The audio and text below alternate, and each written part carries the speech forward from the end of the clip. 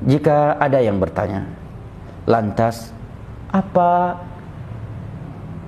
tips atau bagaimana cara agar kita mudah ikhlas dan menghilangkan riya dari hati kita?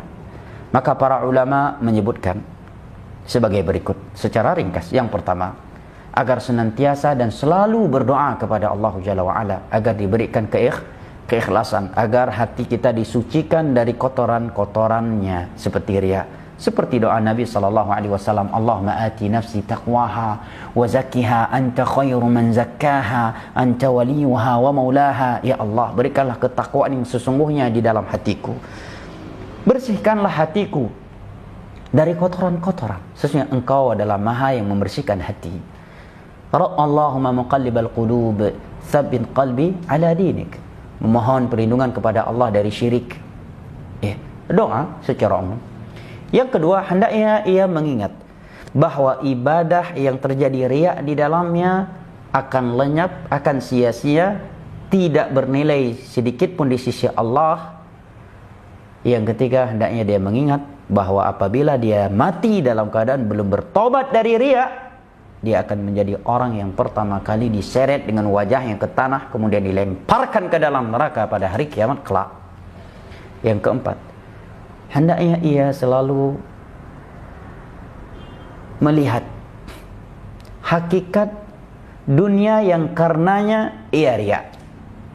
Demikian disebutkan oleh para ulama. Kalau kita simpulkan, sebab riya itu adalah dunia. Dunia mencakup karena pujian manusia, sanjungan manusia, ya kan? Agar mendapatkan jabatan, agar calon mertua mau menikahkan putrinya dengan dia. Ini kan nilai-nilai dunia yang membuat seseorang jatuh ke dalam riya. Nah, hendaknya dia selalu melihat hakikat dunia yang karena ia riya. Tatkala dia mempelajari hakikat dunia yang Allah terangkan dalam Al-Quranul Karim dan hadis-hadis Nabi SAW, rupanya dunia itu tidak melebihi satu sayap nyamuk di sisi Allah. Di dalam sebagian hadis, tidak melebihi daripada bangkai kambing yang telah mati. Nah, maka pantaskah seseorang riya demi sesuatu yang tidak lebih mahal daripada seekor bangkai kambing, daripada satu sayap nyamuk? Kemudian para ulama juga menyebutkan bahwa hendaknya ia selalu mengingat bahwa manusia yang karena mereka ia riya, karena ingin dipuji dan disanjungi oleh mereka, akhirnya jatuh ke dalam riya, mereka tidak akan mampu melakukan apa-apa untuknya di hari kiamat kelak. Bahkan di dunia sekalipun mereka tidak akan mampu menyelamatkan ia dari adab Allah Jalla wa'ala. Innahum la yughnu 'anka minallahi syai'a. Sesungguhnya mereka tidak akan mampu menyelamatkan engkau dari adab Allah sedikit pun. Maka pada momen pilkada atau dekat pilkada ini, saya ingin mengingatkan para politikus, hati-hati dari riya di dalam bansos, bantuan sosial. Cekrek, suruh asistennya masukkan ke media ini. Begitu asistennya tidak naikkan ke media, dia marahi.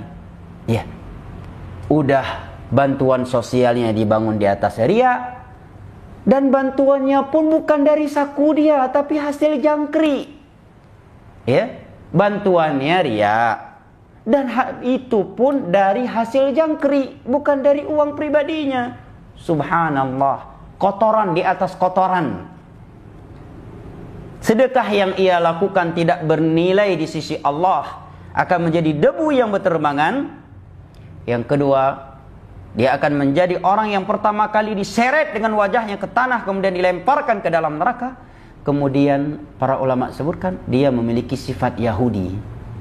Apa sifat Yahudi? Wa yuhibbuna an yuhmadu bima lam yaf'alu. Orang-orang Yahudi, ulama-ulama Yahudi dan Nasara senang dipuji atas suatu kebaikan yang sebenarnya mereka tidak melakukannya. Jelas jemaah?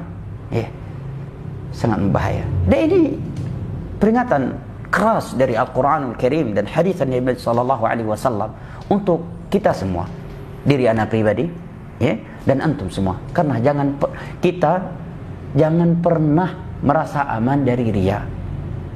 Kapan kita mulai merasa aman dari riya? Maka di saat itulah syaitan akan menjerumuskan kita ke dalam riya. Seorang mukmin itu tidak akan pernah meremehkan riya, ya, dan tidak akan pernah beranggapan ikhlas itu mudah. Nah, ini beberapa tips yang disebutkan oleh para ulama agar kita mudah ikhlas dan agar kita mudah meninggalkan riya. Secara ringkas,